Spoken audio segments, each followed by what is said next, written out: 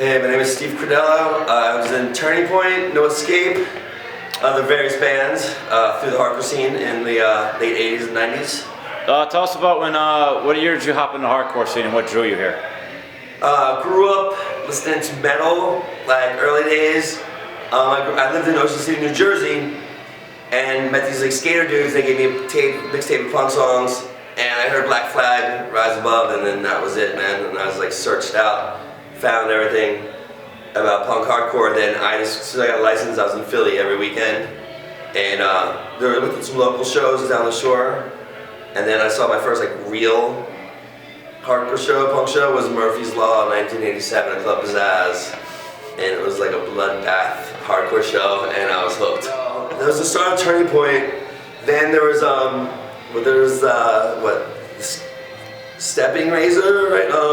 Brick House. There was McRad. There was the Uprise scene was going on. There was many more that you'd have to ask me later.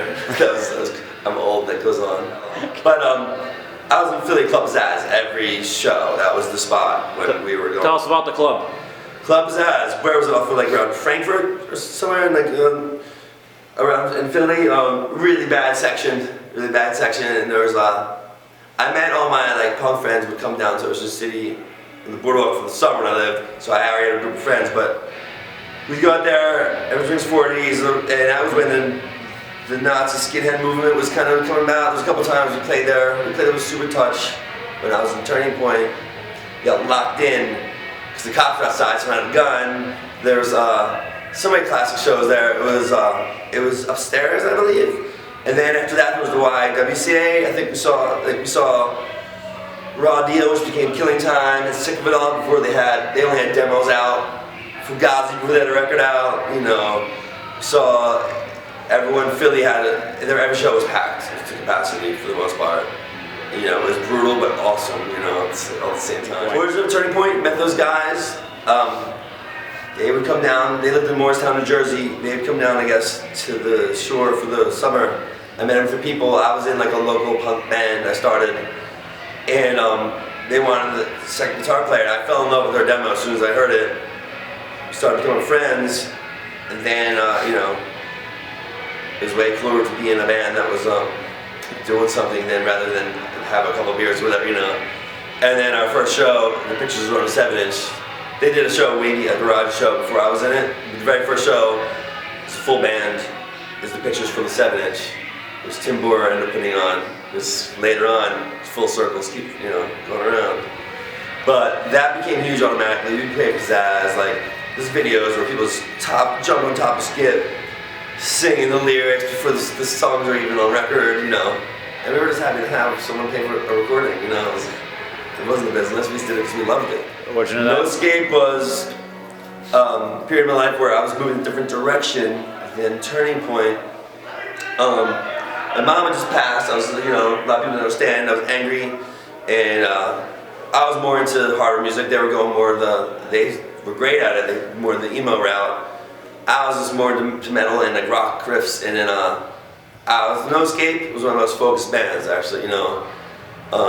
Tim Singer, who did Boiling Point Fanzine, who I met when I was living in New York for a short period, got him to move down with me. I wrote the first songs in the Rebuilding Comp. We were together 16 days. That song silenced.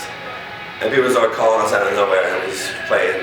And 2 months later, we're touring in California, and still very proud of No Escape. That's like, it was my baby. It was more angrier, you know, and then sort of adding some rock riffs in it and some metal riffs, and then just became popular a little later. I feel that Jersey, Delaware, and Pennsylvania are all combined into the Pennsylvania scene because it's, you know, it's one of the biggest for a while. It depends. On my era, it was Turning Point might have been the biggest for a while locally, and then New York. That's when New York hardcore scene was huge. So then I was at CBGB's every weekend as well. But I don't know, I have to think about that. Well, about they re-put Philly on the map. I think they, you know, started off, I don't know how serious they were when they started off, but like, just 'cause I was friends with those guys, it's just like, but it just took off, man. Those guys they're just awesome, and you know, when your shows last 3 songs hops, but the crowds, you know, is part of the show. I mean, it will never be like it was, but like, you know, the crowd was definitely just like everything went haywire. It was like you combine hardcore wrestling into just hardcore. It's just like all hell breaks loose, and it's awesome.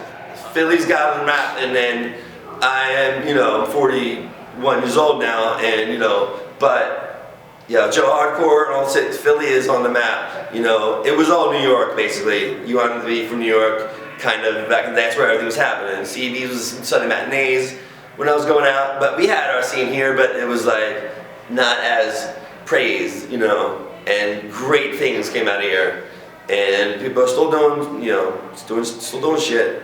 But now, like the next generation, like, you know, definitely have it together, and you know, there's a whole. It's definitely on the map now, more than it was, you know, earlier. It's more recognized, I would say. Hardcore, it's me. It always will be a part of me. Hardcore will always be a part of me, and you know, I still have to stop myself from saying "fuck you" to people all the time. You know, it's you know, just I've never bought what I was being sold. I always questioned everything, and I just recently started playing again, and it's the only healthy outlet I've ever had.